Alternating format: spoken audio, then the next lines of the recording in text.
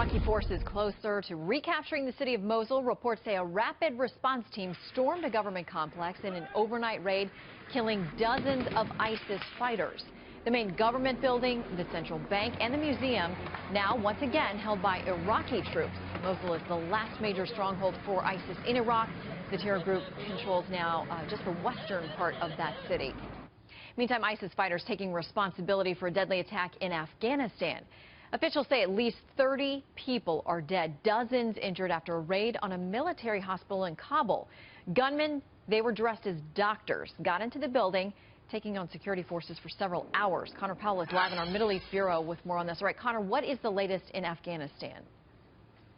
Well, Shannon, we understand that most, if not all of those that were killed were soldiers recovering from wounds, Afghan soldiers recovering from wounds that they had sustained while battling the Taliban. This was the main military hospital in Kabul. It's just across the street from the U.S. Embassy. It's in a heavily guarded diplomatic area.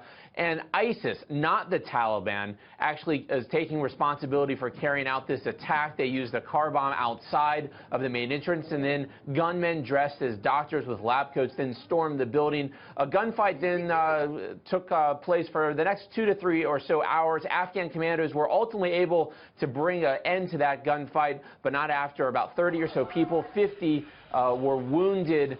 This was a really brazen attack, a pretty low attack given what we've seen even by the Taliban. But the most interesting thing about this is, Shannon, that it's ISIS that's claiming responsibility and not the Taliban. All right, so what does this tell us now about ISIS's capabilities, why they'd be now so much more active in Afghanistan?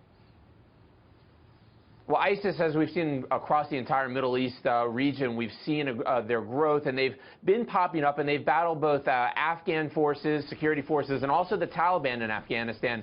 But this is a type of attack that we've not seen from them in the past. It's a much more complex, well-planned. It's a type of attack that we've traditionally seen carried out by the Haqqani network, which is a faction of the Taliban. This is something that we've not seen from ISIS, and for security analysts and those who are working, the U.S. personnel working in Kabul, this is alarming to see ISIS carry out this type of attack.